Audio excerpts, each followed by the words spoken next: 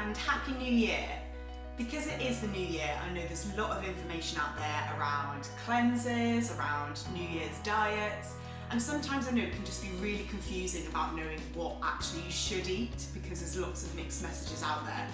So this YouTube video today is all around hopefully giving you some basic information so that you know going forward into 2019 you can make some really healthy choices around your diet.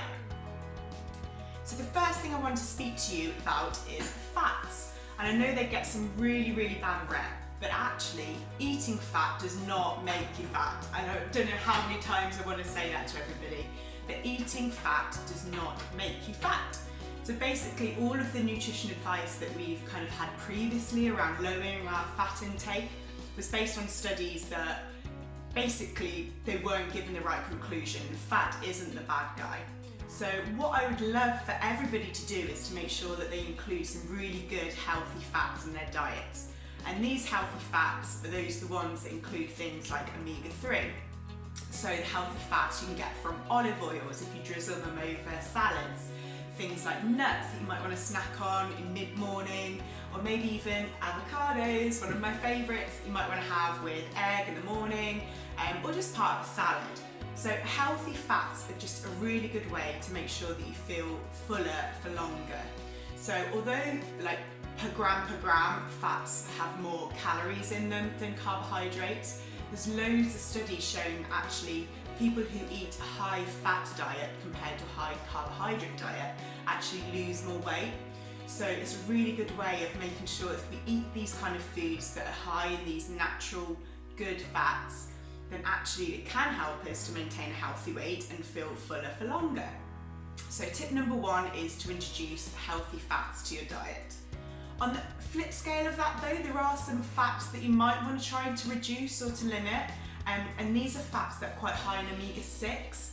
So omega-6 is naturally quite high in things like processed food, so things that aren't particularly in their natural form, they're more likely to have omega-6 oils in them.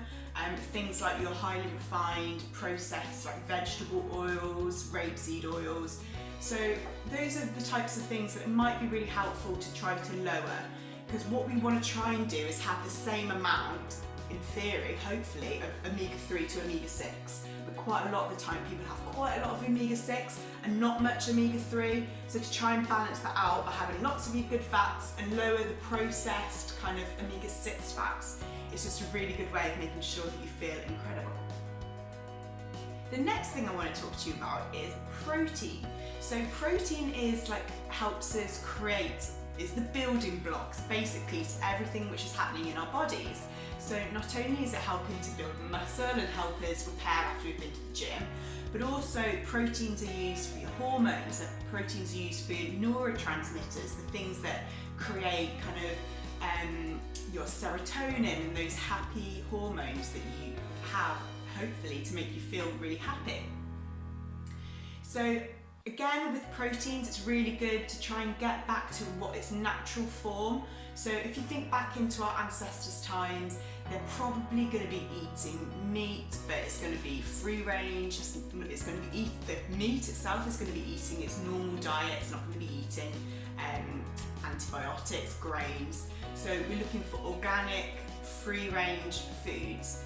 And you might be thinking, I know myself, that they're really expensive compared to like your conventional kind of factory farmed meat. But these are the things that give us all of our nutrients, and it shouldn't necessarily be that our diet is based around meat. Because if you think back to our ancestors, they weren't eating meat at every meal because it was once in a while when they managed to like grab the wild boar that was running past. So it's not frequent, it's kind of when you fancy it, but it doesn't have to be every day. So with protein, it doesn't all have to be about meat. Obviously you can get amazing protein from eggs. So I love having eggs in the morning, and it's probably one of my daily occurrences just because I love how it's high in protein, and then I can add the healthy fats to it, just like avocados. I also add other bits of veg as well. And it helps to make me not quite so hungry at 11 o'clock. I don't get that peak, and when I used to have cereals, I used to be starving again by 10 AM. But when I have eggs, it keeps me going till lunch, which I think is great. there are also loads of different kind of vegetarian, vegan options of protein, and you might not get as much kind of quality protein, but you can still get an amazing sources of protein from things like lentils, chickpeas, you've got tempeh and tofu, so if you get the organic varieties of them, they can still be really healthy and real good part of your diet. So protein, yeah, is just an amazing way to make sure that you're feeling fuller for longer and you're getting all of the amazing amino acids that you can to build a healthy body. So what should you base your meals on? Well, ideally you want to be basing your meals on vegetables.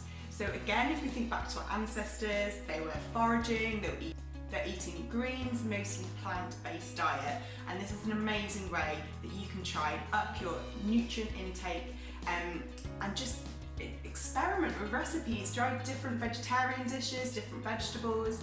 And again, by eating loads of vegetables and trying to focus on these for every meal, you're upping your fibre, so you're really helping with your digestive health, but you're also making sure that you're having all of the vitamins and minerals in your diet to make sure that you're full of energy, and that again, you're getting all of the essential kind of like ingredients to make sure that you're living a happy lifestyle.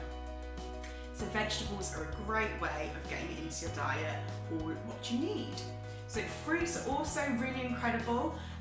They're not something that you want to be having all the time, because obviously they do have sugar in, although it's natural fructose and natural sugar, they are still sugar and they can still impact your blood sugar levels. So although totally eat fruit, just make sure that maybe you're eating more vegetables than fruit. So if you are looking to get towards your 5 a day, or maybe even more if you're feeling really brave, but most of them are vegetables, but you are having a few bits of fruit as well, just to keep it interesting and just to keep your sweet tooth looked after. So the next thing I want to speak to you is about carbohydrates. And when you're eating vegetables, things like your sweet potato, your turnip, your parsnip, your swede, you are getting some carbohydrates, which is really good to fuel your body. But there are other things that you can eat as well. Carbohydrates are a really good part of your diet, and you should still be eating them. But maybe look for the more natural forms of carbohydrates, like your quinoa, which I never used to be able to say, but I think it's pronounced quinoa. So you've got things like your whole grain rice, your black rice, and again, you can mix it up, try and find different things and see whether you like them. There is white rice as well, but again, white rice can impact your blood sugar levels, so if you are having it, that's fine, but maybe try to use other like naturally gluten-free grains as well in your diet, like the ones I mentioned just previously. So the last thing I want to speak to you about is what the hell do you drink? Well, basically, we all know this, but it's all about reminding ourselves that we are 80% water and we need to be mostly drinking water. So ideally you want to be trying to get around 2 litres a day, even more, even better. But yeah, just to make sure that you have your water bottle with you. When you're going out, you take your kind of reusable water bottle, just so when you are thirsty, you can take sips through the day.